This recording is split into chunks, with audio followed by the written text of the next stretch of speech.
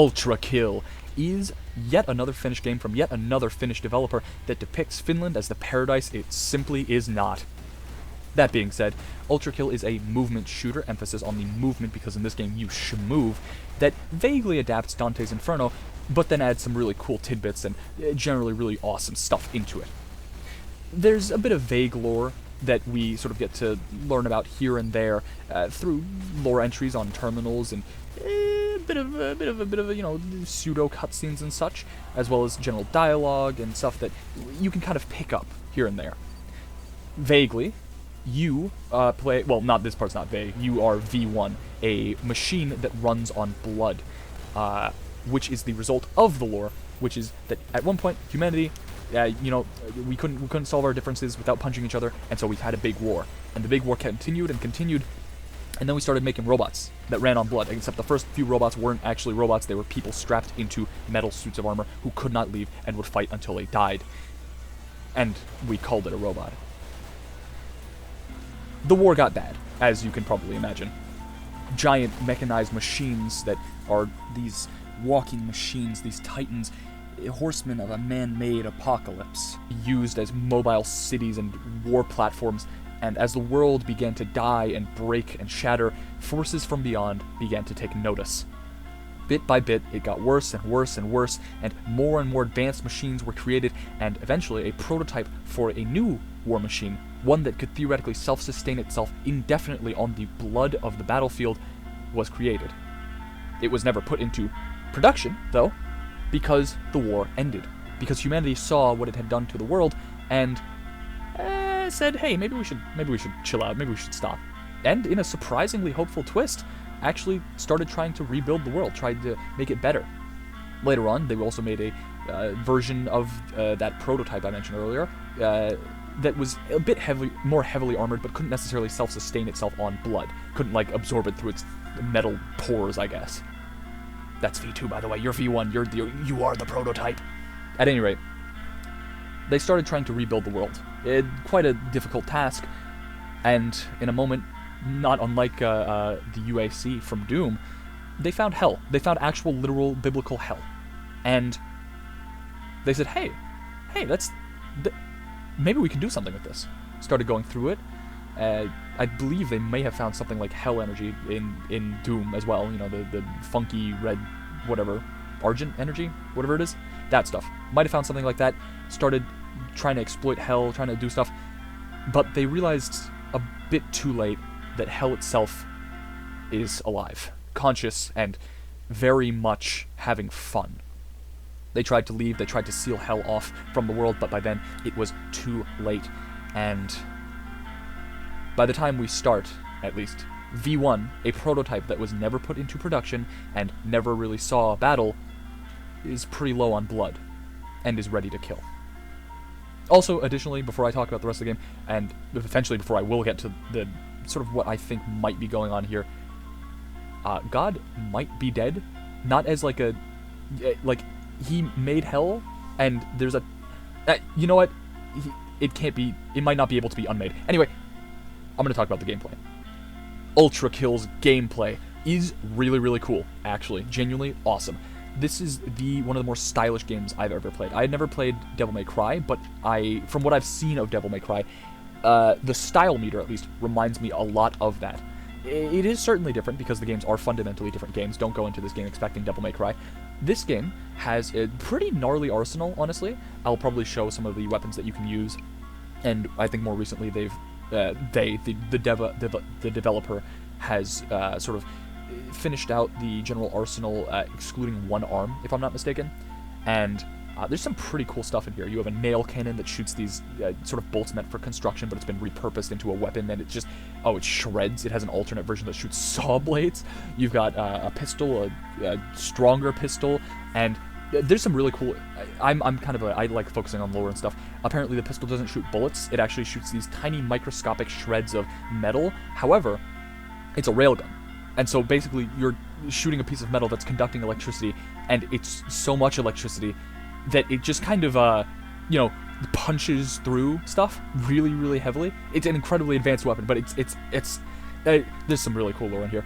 At any rate, the arsenal that you have is very vast and actually has a lot of interesting uses. You can ride rockets, you can attach this sort of conductive zap wire cable thing to electrocute a big group of enemies. Your rockets don't necessarily explode they don't deal damage to people unless you hit the person directly, because they are powered by blood, as most things are in this game. And additionally, you have your arms. You have one that is a parry arm, and you have one that you get later, which is called the Knuckle Blaster. That, it's a shotgun arm. Kind of awesome, not gonna lie. You have a grappling hook arm, which allows you, besides movement, obviously, is also able to drag enemies to you, or to just, drag you towards enemies. It sets enemies on fire. It's pretty neato overall. There's also the vast enemy repertoire that you are sort of facing as you play this game, who range from these sort of little husk souls. By the way, these are souls. They take a physical form in Hell, as per, you would expect in some degree. And the lowest unremembered souls are these little guys. And then they get these, and then they go bigger if there's two souls that fuse together, and then it gets more, and then there's like angels, except they're like heaven souls. It goes on and on and on. There's some pretty cool stuff here. Regardless, one of the key aspects I would maybe argue, besides, generally the movement in Ultrakill, is the style meter thing, which is, it ranges from, I believe, Destructive, which is a D rank, to Ultrakill. The titular Ultrakill, which is usually a moment of euphoria, because if you have achieved Ultrakill in terms of style, then you are blending all of the systems of the game, the movement, the gunplay, the actual combat, everything all together. You're in the air, you're sliding on the ground, you're doing crazy flips and stuff, and you are sort of at the peak of you're on top of your game, having the time of your life, effectively. It is a moment of euphoria when you actually achieve that level of gameplay. That being said, the game is not, I would maybe I am playing on the standard difficulty, the lower of the two. I would say this game is maybe not the easiest game, but here is what I would recommend for people looking to pick it up, and I do recommend picking it up.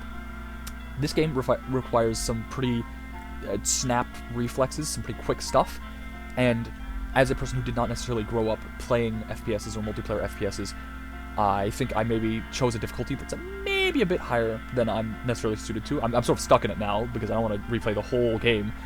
But for people who have maybe not necessarily grown up with super fast, necessary like reflexes and such, I would recommend one of the easier difficulties, of the easy mode. I would recommend, for people who did grow up in some degree playing FPSs and such, one of the standard difficulties. And for people who are on meth or cocaine or heroin or so on and so forth, I would recommend one of the well, there's only currently one brutal difficulty, but, that one. At any rate, it's a pretty fun game. It's very quick. It's a very, very fast-paced game, and it does require a certain degree of, you need to sort of get in the groove of it. But that moment, when you do actually get in that groove, it is, it's fantastic. Now, I'm going to talk about something other than the gameplay of Ultrakill, because I think it's been talked to death. Everybody loves the gameplay. It's well, not everybody, but it's pretty good gameplay. It's really, really cool. It might not be for everybody, but it's pretty cool. But I want to talk about the opening, and I want to talk about what I think might be going on with the story in Ultrakill, at least from a vague sort of perspective, because I think, naturally, what I'm about to say could very easily be disproved by the developer being like, oh no, this is stupid and that's not what's happening, because but at any rate, something about this story that we get in Ultrakill, something about the way things are going together, it feels different from other titles that are sort of similar to this game. I mean, obviously the best comparison right now in terms of like somebody goes into hell and starts, messing shit up, is Doom, with Doom Guy. And in that story, similarly, you have a humanity who aren't necessarily just going to lay down and die, but then that's not quite the same here, is it? I mean, we have examples in this game, by the way, spoilers, I guess, we have examples in this game of humanity not necessarily laying down and accepting the inevitable. I mean, when hell was found and when it started, flooding the world with, I assume, demons and such, humanity tried to fight back. Before that point, when humanity had its great war, we didn't just give up and say, oh no, we give up, we're going to let the world end. No, we tried to do better. When in hell, the actual King Minos from Greek mythology. Yeah, that guy. The guy who gets cucked by a bull. And I believe it's a bull. And King Sisyphus as well. You know, the guy who cheated death once and gets to, you know, that meme. The, Sisyphus. When they, in hell, saw that God had at some point, vanished, we'll get to that, they didn't just lay down and say, okay, well, that's it. We're going to keep taking the eternal punishment we've been given. They actually tried to do something. Minos tried to do a peaceful revolution, tried to, I think it might be King Minos, actually, I might be saying it incorrectly. Regardless, he tried to do a peaceful revolution and actually built a better life for a lot of the people in hell. King Sisyphus led a violent revolution that overthrew the immediate overseers and the slave drivers and so on and so forth. And then, well, they were broken down again. Humanity tried to save the world and failed. Humanity found hell and resisted, but failed. King Minos, King Sisyphus, they both tried to change things and failed, but there's still that part of humanity that doesn't give up, that doesn't lay down and die. But then, the intro is a bit odd for that, because the 3 lines we get are, mankind is dead, blood is fuel, and hell is full. But that's not true. Mankind isn't dead. There's certainly no way for us to reproduce or, continue necessarily making more of us, but the souls are still there. The minds are still there enough that King Minos could make some sort of better world, for the people trapped in hell. But why don't we? I mean, there are souls in hell and heaven. There's an entire crowd in heaven that the Archangel Gabriel presents the head of one of the council members to. And I think they cheer. So, who's saying mankind is dead? I mean, V1 could help people, right? Well, I mean, now what? I mean, blood is fuel, right? So there's even blood in hell and heaven above, as evidenced by the foes we kill and by Archangel Gabriel decapitating a guy and there being blood. But that's not necessarily true. I mean, the angels and the souls and such, they have blood, but they're souls. Blood isn't fuel for them, but it is for you and for a human being. So, why are we saying blood is fuel? Is it revelry and endless slaughter? No. Gabriel, Archangel, that guy, tells us that the layers above are being emptied. And the souls are being consumed by our kind who know only hunger, in reference to the machines who have started streaming into hell. I mean, to even say that hell is full is a crazy statement. Hell is an eternal prison that doles out punishment decreed by an all-but omnipotent being, and yet we say hell is full? This isn't revelry. It's some sort of suicide, because, I mean, once all the blood in hell runs out, V1 dies. And, I mean, these are machines. You'd think they would be efficient. I mean, hell is alive. It can make blood. Why are they trying to empty hell? And, I mean, this isn't even necessary. With all that V1 can do, surely some sort of solution could be found that doesn't involve this very finite slaughter. I'm sure V1 could last a second or two, even against Doom Guy, depending on how parries would be calculated in that. But I don't think that's the point. From where I'm standing, this looks like spite. A final fuck you to the powers that be, to those omnipotences beyond our control. Mankind isn't dead yet. There are countless souls still hanging out in heaven and hell, but that doesn't matter. Those are places made by the powers, not by us. They don't decide when mankind dies, we do. So we say, mankind is dead.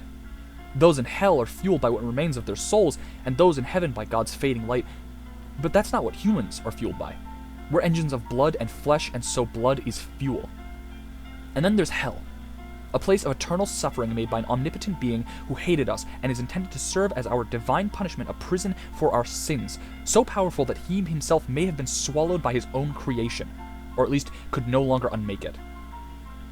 But we are not subject to his judgment. We are subject to our own. So we say, hell is full. When hell is emptied and those gates rattle in the wind, maybe V1 will walk out and go find a corner to die in. But you know he's going to be bored as all hell for the rest of time? Hell. From here, this all seems like humanity telling the powers that be that if anyone or anything is going to have the final say on humanity's end, It'll be humanity and no one else. Though this could all be immediately proven wrong because the game's not done yet. Ultrakill sounds like a cacophony of steel. It sounds like a swan song for the world we almost had. It sounds like a symphony of spite.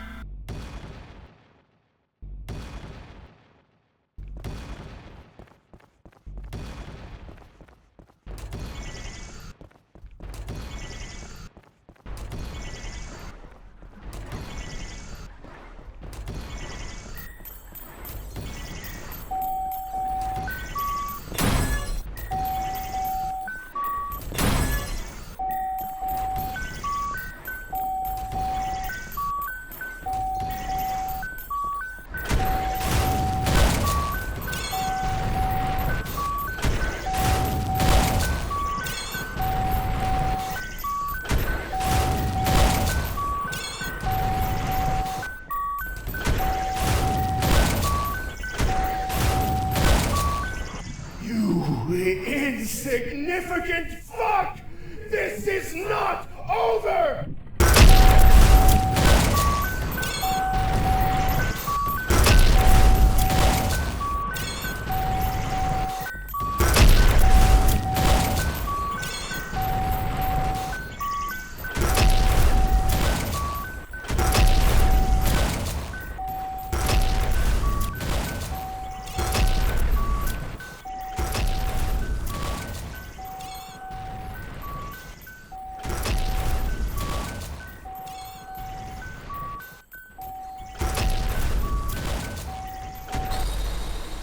You've taken everything from your machine, and now